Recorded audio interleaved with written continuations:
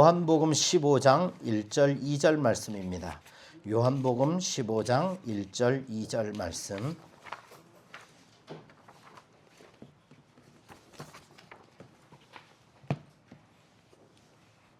요한복음 15장 1절 2절 말씀입니다.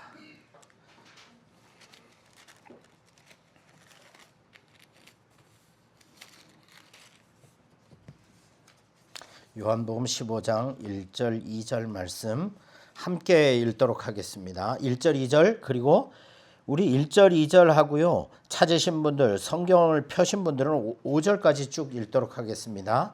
읽겠습니다. 시작. 나는 참 포도나무요 내 아버지는 농부라. 물은 내게 붙어 있어 열매를 맺지 아니하는 가지는 아버지께서 그것을 제거해 버리시고 무릇 열매를 맺는 가지는 더 열매를 맺게 하려 하여 그것을 깨끗하게 하시느니라. 너희는 내가 일러준 말로 이미 깨끗하여졌으니 내 안에 거하라. 나도 너희 안에 거하리라. 가지가 포도나무에 붙어 있지 아니하면 스스로 열매를 맺을 수 없음 같이 너희도 내 안에 있지 아니하면 그러하리라. 나는 포도나무요 너희는 가지라. 그가 내 안에 내가 그 안에 거하면 사람이 열매를 많이 맺나니 나를 떠나서는 너희가 아무것도 할 수 없음이라. 아멘. 아멘.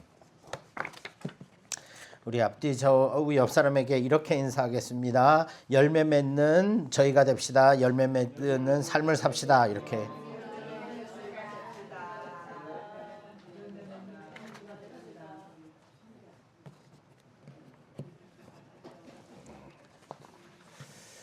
예, 목사인 저를 좀 위해서 많이 기도 부탁드리겠어요. 저는 요즘 계속 이제 이 시리즈로 설교를 하다 보니까요, 유독 이제 이런 마음에 시험 드는 일들이 참 많이 오는 것 같아요. 그래서 아마 이거 끝나면 어떤 하나님의 은혜를 주시려고 하는 것 같아요. 그래서 이 과정을 우리가 견디고 인내하고 저 자신도 그렇고 마음을 지키고 견디고 인내하고 순종하다 보면 하나님이 더 큰 은혜를 부어주시지 않을까라는 기대감이 또 있습니다. 그래서 생각나실 때 뭐 늘 넘치도록 기도해 주시는 거 아는데 조금만 더 연약한 저를 위해서 기도를 부탁드리도록 하겠습니다.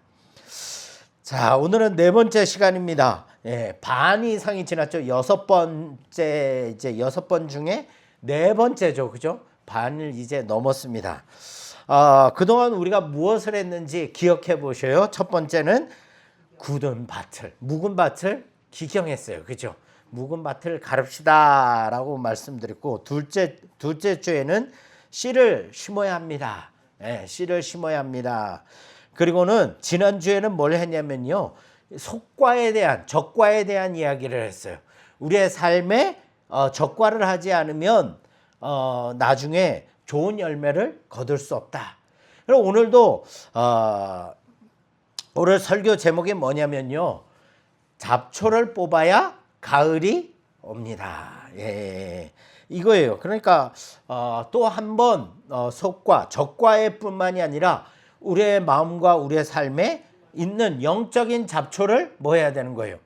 뽑아야 된다. 그리고 가지치기를 해야 된다라는 거죠. 좋은 열매를 거두기 위해서. 그래서 이것을 가지고 오늘 말씀을 맺도록 함께 나누도록 하겠습니다. 잡초라는 것, 지금 제가 저 뒤에 밭에 예초기를 안 돌리고 제초 작업을 안 해줬더니까 지금은 잡초가 엄청나게 자랐습니다. 풀밭이 돼서 어제 비가 오고 나니까 얘들이 다 누워버렸어요. 다 누워가지고 참 날씨가 더우니까 사람이 게을러지고 제초 작업을 해야 되는데 자꾸 게으르더라고요. 자, 잡초를 그냥 두면, 밭에 잡초를 그냥 두면 어떻게 됩니까? 그죠? 열매를, 그죠? 애써 심은 곡식이 먹어야 할 양분도 물도 다 잡초가 다 뽑아먹고 결국엔 작물이 자랄 수 없고 열매도 튼실한 열매를 거둘 수 없어요. 그래서 흉년이 드는 게 뭐냐? 바로 김을 안 매기 때문에 흉년이 드는 거죠. 여름 내내 농부들이 가장 많이 하는 일이 뭡니까? 잡초 제거하는 거. 이 잡초 뽑기는 너무나 어렵습니다. 그리고 또 뭘 해줘야 되냐면 우짜라는 가지들을 또 물론 가을에 다 수확하고 하기도 하지만 봄에 이른 봄이나 이럴 때 우짜라는 가지들을 잘라줘야 양분의 손실을 이렇게 막게 되는 거죠. 그래서 오늘은 잡초를 뽑고 가지 치는 이야기를 또 하도록 하겠습니다. 예. 요한복음 오늘 15장 말씀에 보면요. 이렇게 말씀하고 있어요. 보세요. 내가 참 포도나무요 내 아버지는 농부라. 물은 내게 붙어 있어 열매를 맺지 아니하는 가지는 아버지께서 그것을 제거해 버리시고 물은 열매를 맺는 가지는 더 열매를 맺게 하려 하여 그것을 깨끗하게 하시느니라.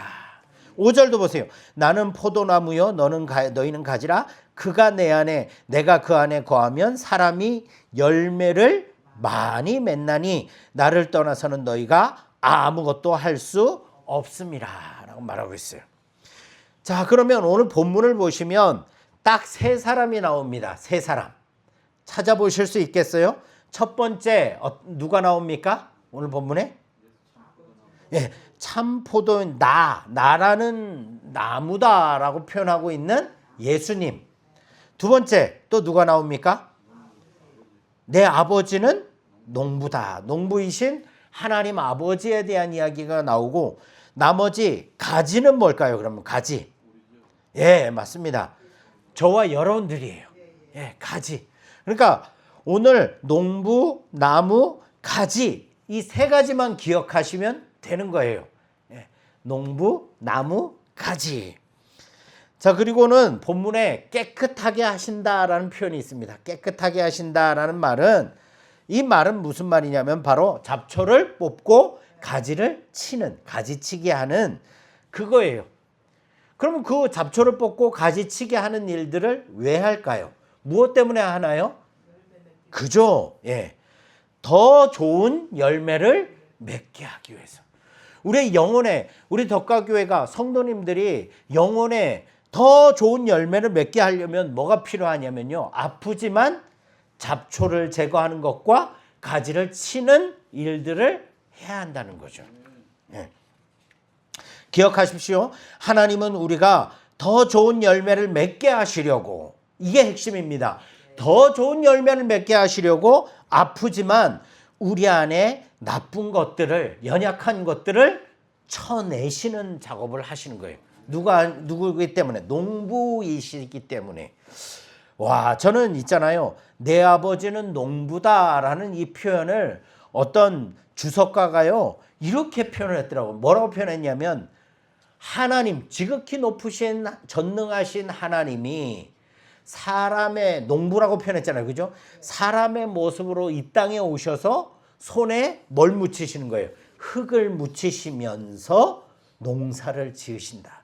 하나님이 누구 안에? 우리 안에 들어오셔서 우리와 같이 흙도 묻히시고, 이런 표현들을 이렇게 주석가가 주석을 했더라고요. 그래서 그렇구나. 하나님은 저기 먼 곳에 계신 전능하시기만 한 하나님이 아니라 지금 우리의 상태, 우리의 처소, 우리의 생업, 우리의 삶 가운데 들어오셔서 우리와 동일하게 땀도 흘리시고 눈물도 흘리시고 그 다음에 흙도 묻히시고 그렇게 고생을 우리와 함께 하시는 하나님.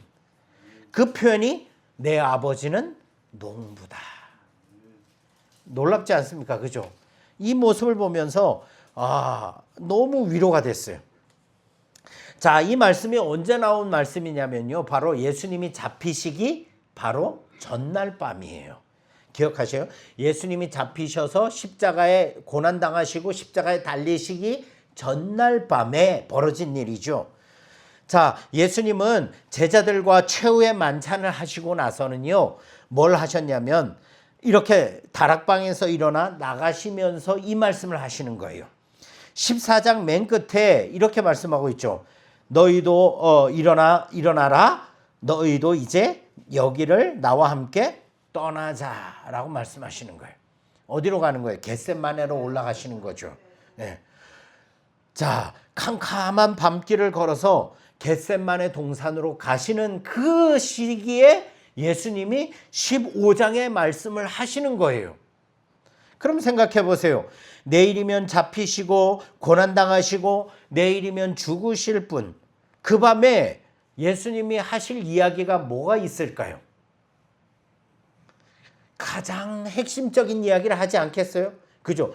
여러분들 이제 임종을 앞두신 분들이 마지막으로 하는 말들은 헛된 말들을 하지 않겠죠. 그죠? 가장 하고 싶은 말을 할 거예요. 그동안 가족과의 관계가 섭섭하고 서운했던 그런 분들은 임종 때 마지막 가는 길에 뭐라고 말할까요? 그동안 미안했다. 그리고 사랑한다. 그죠?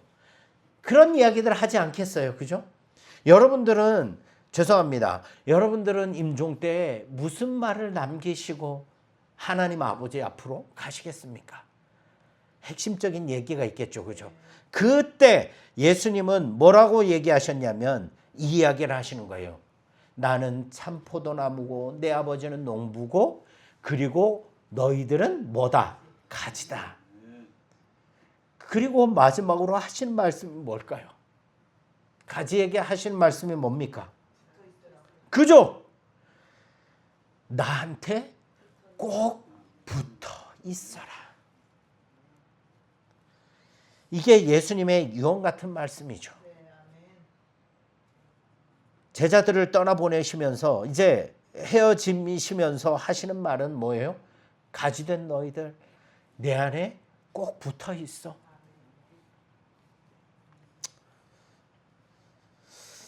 예. 사랑하는 여러분, 나는 참 포도나무다. 진짜 포도나무는 나다. 그러니까 나에게 붙어 있으면 너희에게 뭐가 맺히는 거예요?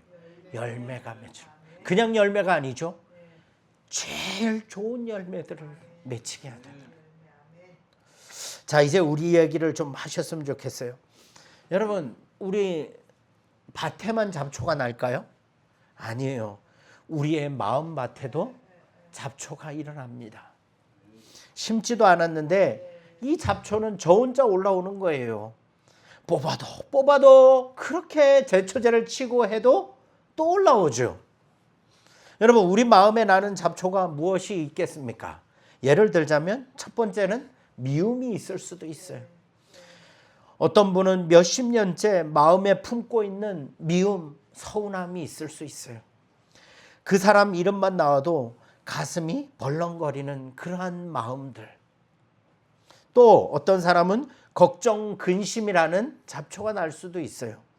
밤에 잠을 못 자게 하고 자식 걱정, 병 걱정, 돈 걱정, 누워서 천장만 보게 만드는 그 근심 걱정.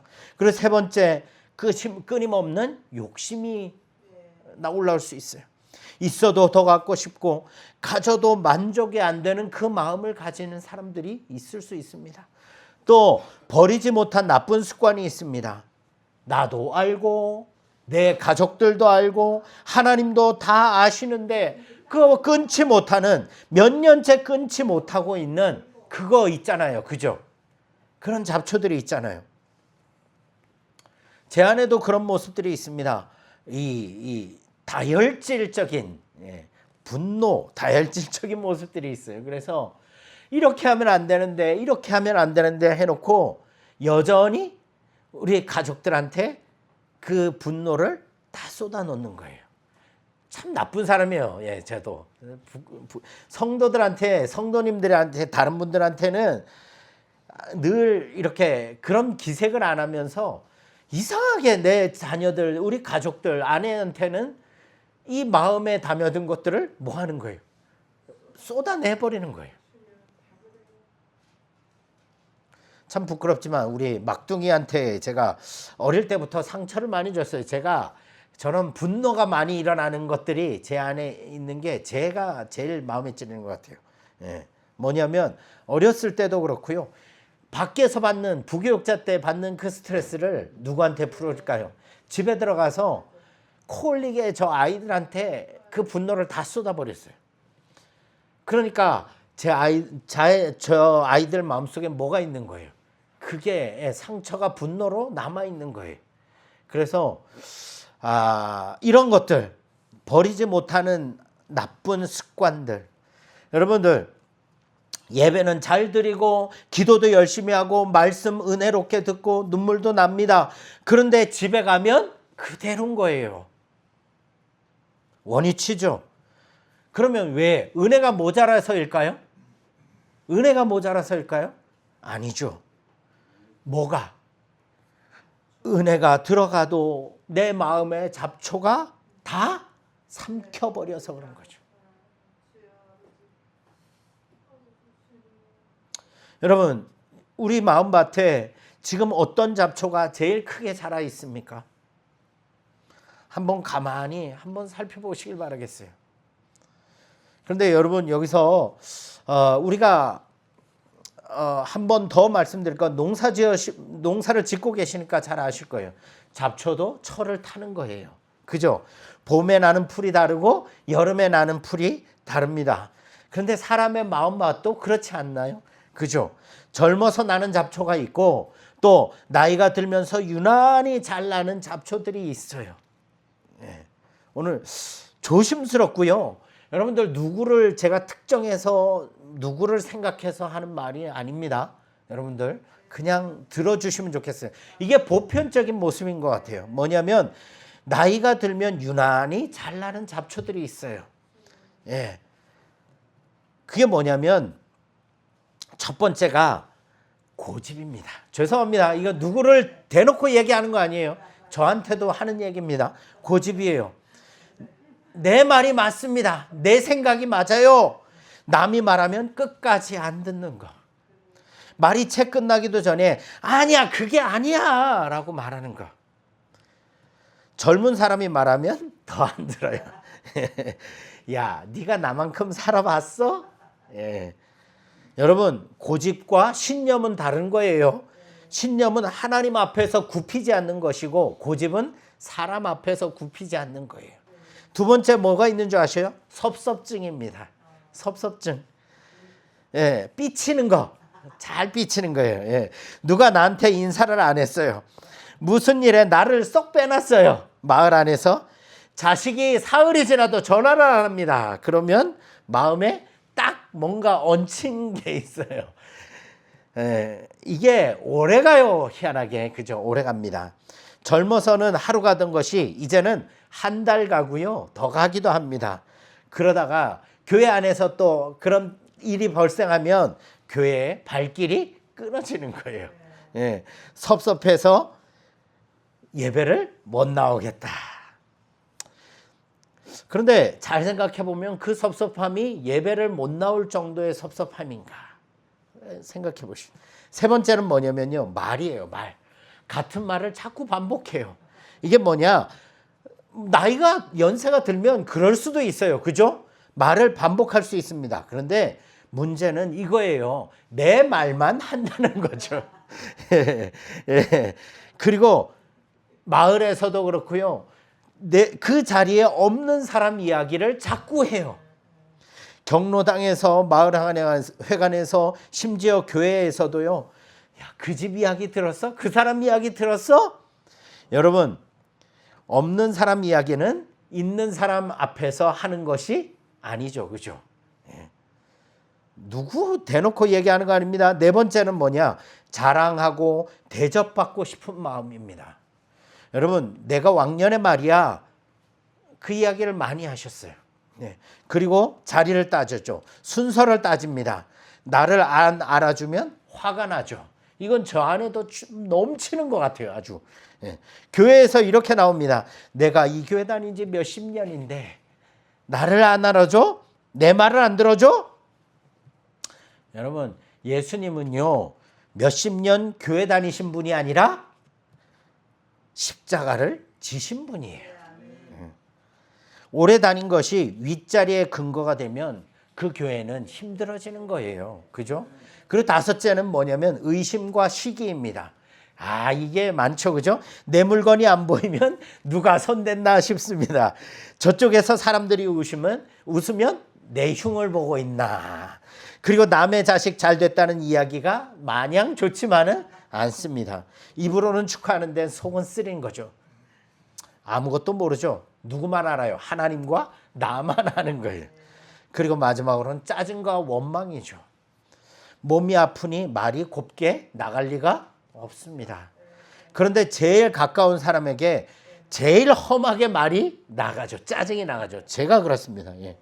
며느리에게, 아들에게, 부인에게, 영감에게, 할머니에게. 예.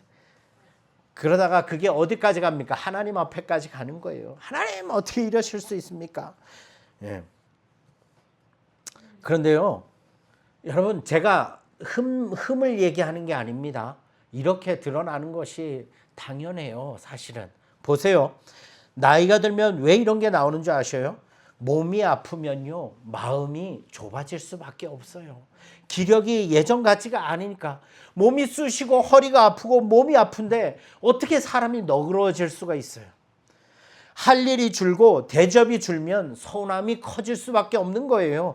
예전엔 내가 집안의 기둥이었는데, 교회의 기둥이었는데 이제는 자꾸 젊은이들한테 뒤로 밀리는 거예요. 이런 것이 많으면 남은 것을 움켜쥘 수밖에 없는 게 인간의 모습이에요. 힘도 잃고 자리도 잃고 먼저 보낸 사람도 있으니 남은 것이라도 꽉 쥐려고 하는 그런 인간의 본성이라는 거죠. 그리고 또 뭐가 있을까요? 젊어서 눌러두었던 성질이 힘이 빠지니까 뭐 하는 거예요? 올라오는 거예요. 예. 젊어서는 체면으로 또 열심히 일하느라고 그거 누를 수 있었어요. 그런데 나이가 들면요, 누를 힘이 빠지니까요, 안에 있던 것이 나올 수밖에 없는 거예요. 여러분, 나이가 사람을 나쁘게 만드는 게 아니에요. 나이가 사람의 본성을 드러내게 만드는 거예요. 누르지 못하는 거죠. 그러니 나이 드는 것은 죄가 아닙니다. 그렇게 이런 모습을 보이는 게 죄는 아닙니다. 그죠? 뭐예요? 잡초인 거예요. 우리의 영성을, 우리의 믿음을 자꾸 망가뜨리는, 아름다운 열매를 맺히는 것들을 자꾸 잘못되게 만드는 잡초들인 거예요. 그런데요, 이게 나쁜 거냐? 아니라는 거죠. 뭐냐? 여러분, 우리의 안에 있는 암덩어리가 진단을 통해 드러나야지 치유가 되는 거죠. 그 마찬가지인 거예요. 우리 안에 나쁜 것들이 자꾸 드러나면 드러날수록 이제 뭐 해야 하는 거예요? 그거를 뽑아낼 수 있게 되는 거예요. 땅 속에 품어 있는 잡초는 뽑을 수 없어요. 그죠? 올라와야 뽑죠. 평생 감추어두었던 것이 이제 올라왔다는 것은 이제 아버지가 간섭하셔서 그것을 뽑아 주셔야 될 때라는 거예요. 이해가 가시죠? 예. 하나님이 왜 하필 이 나이에 이걸 드러내십니까? 나를 망신 주시려고 그러십니까? 아니에요. 가을이 가까이 왔기 때문이에요. 추수를 앞두고 마지막으로 김을 매시는 거예요. 드러내서. 그러면 열매가 뭘까요? 우리 장로님 아까 기도하실 때 이미 설교를 다 하셨어요. 열매가 뭘까요? 바로 갈라디아서 5장의 성령의 9가지 열매인 거예요. 여러분, 아버지께서 잡초를 뽑으시고 무엇을 하려면 좋은 열매를 거두려고 하신다라고 말씀하고 있죠. 그죠? 그 열매가 무엇입니까? 갈라디아서 5장. 여러분, 갈라디아서는요, 사도 바울이 갈라디아 지방에 있는 교회들에게 보낸 편지인데요, 그 교회에 이런 문제가 있었어요. 야, 예수 믿는 것만으로 되겠느냐? 옛날 법, 율법도 지켜야 되지 않겠느냐? 그래서 교회 안에 편이 갈리고요, 서로 물어뜯고 시끄러웠어요. 싸움이 벌어진 거예요. 바울이 그 교회를 향해서 5장 15절에 이렇게 말씀하고 있어요. 만일 서로 물고 먹으면 피차 멸망할까 조심하라. 교회가 서로 물고 먹었다는 것이에요. 이게 남의 이야기가 아니죠. 그죠? 그러면서 이건 바울은 이렇게 말하고 있어요. 갈라디아서 5장 19절. 육체의 일을 얘기하고 있어요. 육체의 일은 분명하니 음행과 더러운 것과 호색과 우상숭배와 주술과 원수 맺는 것과 분쟁과 시기와 분냄과 당짓는 것과 분열함과 이단과 투기와 술취함과 방탕함과 또 그와 같은 것들이라. 이게 육체의 일이라는 거죠. 그러니까 우리가 나이 들면서 자꾸 드러나는 그것들이 육체의 소욕들이 드러난다는 거죠. 그죠? 자, 그런데 중요한 것은 뭐냐면요. 이건 젊은 사람들의 이야기가 아니라 세상 사람들의 이야기가 아니라 교회 안에 성도들에도 동일하게 이런 모습들이 있다는 거죠. 그죠? 육체의 일. 그런데 22절과 갈라디아서 5장 22절과 23절에 보면요. 이렇게 말하고 있어요. 오직 성령의 열매는 사랑과 희락과 화평과 오래 참음과 자비와 양성과 충성과 온유와 절제니 이와 같은 것을 금지할 법이 없느니라. 이건 뭐예요? 성령의 열매예요. 그러면 참 포도 농부이신 하나님이 우리 안에 잡초를 뽑으시고 열매를 거두시는데 어떤 열매를 거두시는 거예요? 이 열매를 거두시는 거예요. 성령의 열매를 거두시는 거예요. 여기에 보시면 헌금 많이 하기가 있어요, 없어요? 봉사 많이 하기가 있어요, 없어요? 없어요. 열매는 무엇을 얼마나 많이 했느냐가 아니에요. 그죠? 내가 어떤 사람이 되었느냐. 그러니까 여러분, 늙어도 결실하리라. 여러분들 보고 나가서 전도 열심히 해서 10명씩 데리고 오라는 그런 열매를 말하는 게 아닌 거예요. 뭐예요? 우리 안에 새 마음을 가지는 거예요. 육신의 일을 이제는 육신의 이 소욕들을 잡초들을 어떻게 하는 거예요? 뽑아치우고 내 안에 성령의 열매들이 맺혀지게 하는 것. 그게 바로 결실하는 거예요. 여러분, 무엇을 얼마나 했느냐가 아니라 내가 어떤 사람이 되는가 기대하셔요. 이걸 놓고 기도하셔야 되는 거예요. 그죠? 자, 여기서 세 가지만 말씀드리겠는데요. 첫 번째는 뭐냐면요. 일이라 하지 않고 뭐라고 말했냐면 열매라고 했어요. 열매. 앞에는 육체의 일이라고 했고요. 뒤에는 성령의 열매라고 했어요. 그러니까 열매는 만드는 거예요? 만드는 게 아니에요. 만드는 게 아닙니다. 열매는 맺혀지고 열리는 거예요. 여러분, 사과나무가 사과를 만듭니까? 열리게 합니까? 열리게 하는 거죠. 그죠? 자, 기억하셔요. 그리고 이 성령의 9가지 열매는요, 열매는 9가지 따로가 아니라 하나라는 거예요. 성품 하나라는 거예요. 성품 하나. 예. 그러니까 9개짜리의 목록이 아니라 이 입맛에 고르는 게 아니라 나는 사랑은 좀 있는데 절제는 없어 이렇게 나누는 것이 아니라 그냥 통인 거예요. 이해가 가셔요? 사랑과 희락과 화평과 자비 양성 충성 온유 절제 이런 모든 것들이 한꺼번에 하나로 맺혀지는 거예요. 따로 맺혀지는 게 아니다라는 거죠. 그리고 이게 제일 중요한데요. 성령의 열매라는 거예요. 성령의 열매. 내 열매라고 하지 않아요. 내 노력의 열매라 하지 않고요. 성령의 열매라고 하는 거예요. 그러니까 성령님이 내 속에서 맺으시는 열매를 말하는 거예요. 그러면 성령님이 내 속에 맺으시는 그 열매는 결국 누구를 담는 것일까요? 그렇죠. 맞아요. 예수님을 담는 거예요. 그 이야기를 하는 거예요. 그러니까 예수님은 사랑이시고 예수님은 화평이시고 예수님은 오래 참으셨고 예수님은 자비하시고 신실하시고 예수님은 온유하고 예수님은 충성스러우신 분이시고 그러니까 성령의 9가지 열매는 다른 게 아니에요. 예수님의 성품을 닮아가는 거예요. 내 속에 육체의 소욕, 육체의 일을 쫓아 살아가던 것들이 이제는 뭘로 바뀌는 거예요?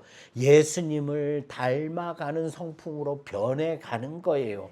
그게 결실하는 성도의 삶이라는 거죠. 그러니까 열매는 내가 만드는 게 아니라 성령께서 내 안에서 맺게 하신다는 거죠. 예수님의 성품. 그러면 이제 문제가 있습니다. 나는 그럼 뭘 해야 할까요? 여러분들은 뭐 해야 될까요? 노력하지 않으면 될까요? 그 이야기가 아니죠. 뭐냐면 이렇게 기도하셔야 되는 거예요. 하나님, 제 안에 있는 이 잡초들을 뽑아주세요. 하나님, 제 속에 있는 이 고집을 제발 좀 뿌리채 뽑아주세요. 그리고 제 안에 어떤 열매를 기대하십니까? 예수 그리스도의 성품 닮은 성령의 열매를 거둘 수 있도록 도와주세요. 이 기도하셔야 되는 거예요. 나이가 들었다는 것은요, 참 좋은 거예요. 기력이 빠졌다는 건 참 좋은 거예요. 왜냐하면 내가 할 수 있는 일이 그만큼 줄어들었다는 거예요. 그러면 내가 할 수 있는 일이 줄어들었으니 누가 할 수 있는 일이 더 커질까요? 예수님, 성령님이 나를 통해 하실 일들이 더 커졌다는 거예요. 그러니까 나이가 들수록 성령님을 더 의지할 수밖에 없어지는 거죠. 자, 그 성령님을 의지하면 열매가 맺히기 시작되는 거예요. 자, 그러면 우리가 한 번 더 보셔야 될 게 뭐냐면요. 아버지가 뭘 하신대요? 가지를, 낫으로 잡초를 뽑으신대요. 그죠? 그럼 이 낫은 뭘까요? 낫은 말씀입니다. 이게 무슨 말이냐? 너희는 내가 일러준 말로 이미 깨끗하여졌으니 라고 말하고 있어요. 하나님의 말씀으로 깨끗해진 거예요. 그죠? 그러니까 아버지의 낫은 뭐냐면요, 하나님의 말씀이 내 안에 있는 잡초들을 뽑아내버리는 거예요. 그래서 우리는 매일매일 뭘 해야 되는 거예요? 말씀을 붙들고 기도하고 성경을 읽고 그 말씀을 내 마음속에 새기는 삶을 살아가야 되는 거예요.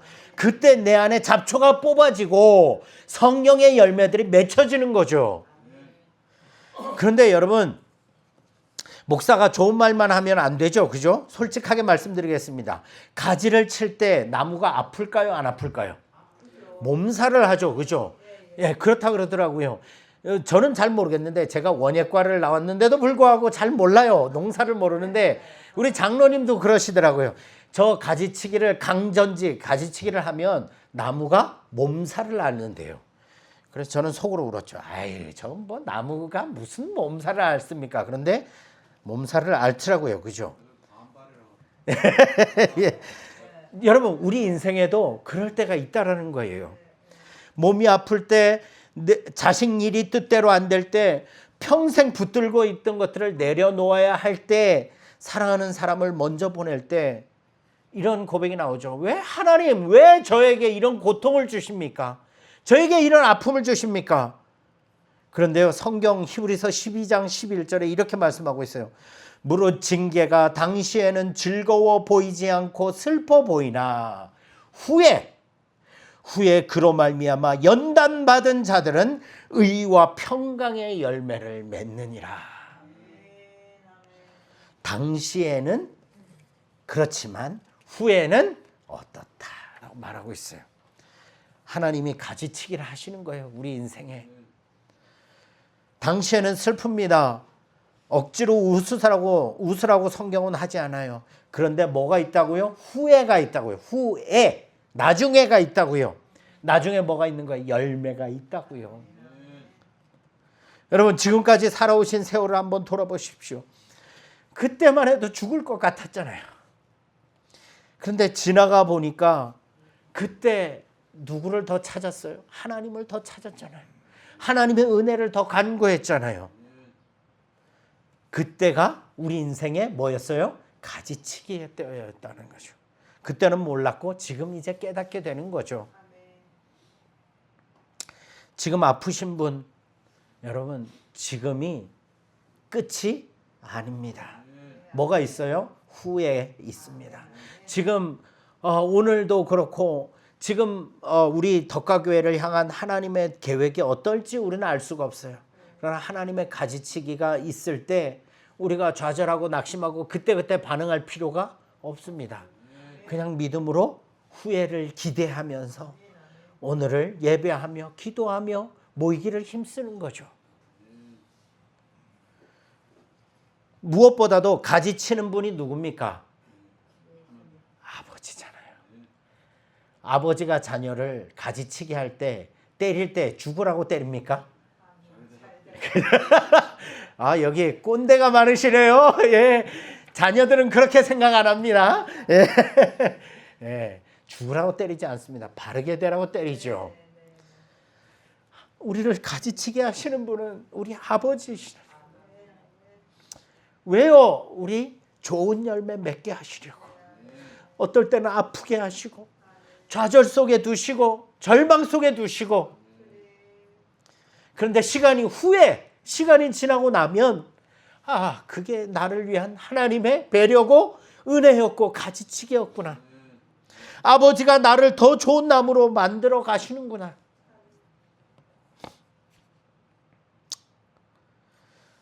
자, 이제 말씀을 길었죠. 맺도록 하겠습니다. 여러분, 내 마음에 지금 여러분 안에 잡초 하나를 떠올리시길 바라겠어요. 여러 개 말고요. 하나만. 이제 그것을 이렇게 하셨으면 좋겠어요. 마음속으로 하나님, 제 마음을, 내 인생의 이 잡초를 오늘 주님께 올려드립니다. 제 힘으로 뽑을 수 없습니다. 주님이 뽑아주시옵소서. 그리고 그 자리에 예수님의 성품을 심어주시옵소서. 일주일 숙제입니다. 뭐라고요? 우리 안에 있는 잡초들을 주님 앞에 올려드리고 도움을 구하고 그리고 그 자리에 예수님의 성품을 심어달라고 일주일 동안 숙제로 기도하시길 바라겠습니다.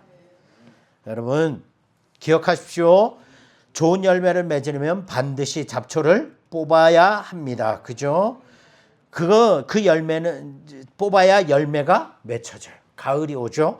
그 열매는 내가 만드는 것이 아니라 성령께서 하시는 그러한 성품이다라는 거죠. 그래서 우리가 살아가는 동안 예수님이 마지막 제자들에게 하신 말씀, 너희들 나에게 꼭 붙어 있어라. 우리가 할 일은 내가 애쓰는 것이 아니라 뭐 하는 거예요? 예수님께 꼭 붙어 있으시길 바라겠어요. 꼭 붙어 있으면 열매는 맺힙니다. 아플 때도 고통스러울 때도 아버지의 말씀을 믿으시길 바라겠어요.